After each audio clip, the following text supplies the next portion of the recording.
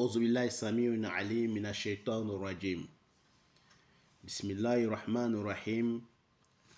وصلى الله على رسول الكريم محمد بن عبد الله وعلى آله وصحبه وسلم تسليما كثيرا. Chers frères et sœurs à l'islam, nous vous saluons avec meilleure des salutations. Assalamu alaikum wa rahmatullahi ta'ala wa barakatuh.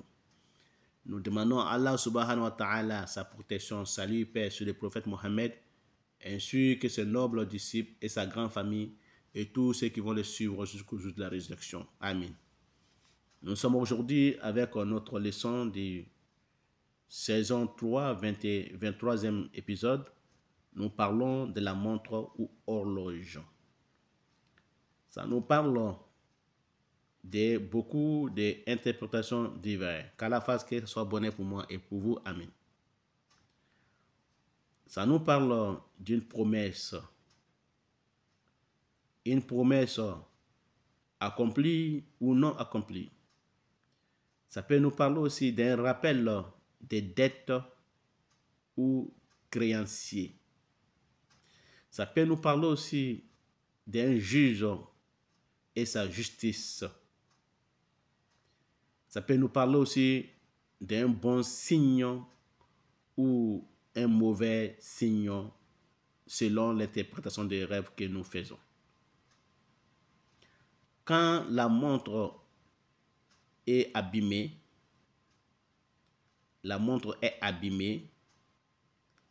c'est un mauvais signe que le rêveur vient de voir quand il voit que la montre est abîmée.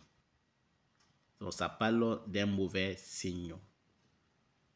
Quand la montre est intacte, c'est un bon signe pour le rêveur qu'il demande à Allah subhanahu wa ta'ala le bien de ses rêves.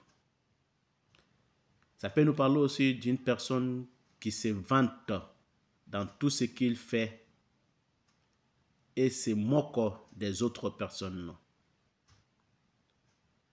Ça peut nous parler aussi d'une personne bien aimée des gens, hommes comme femmes. Celui qui a perdu sa montre perdra son travail ou sera limogé.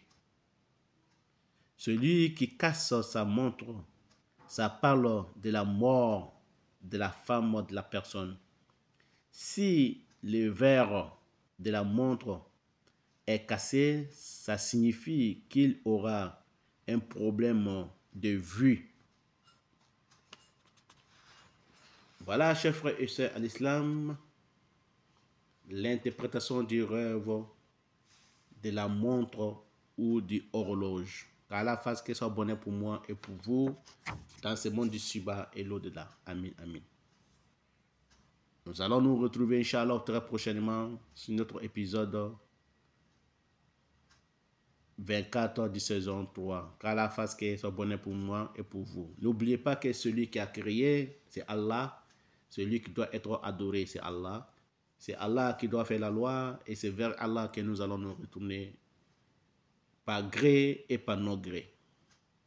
Qu'Allah fasse que ce soit bonheur pour moi et pour vous dans ce monde du Suba et l'au-delà. Voilà, chers frères et sœurs en islam, c'est Allah qui sait, c'est Allah qui sait. Wassalamu alaikum wa rahmatullahi ta'ala wa barakatuh. Wa ila lika. Nous allons nous trouver très prochainement sur notre épisode 24. Wallahu a'lam.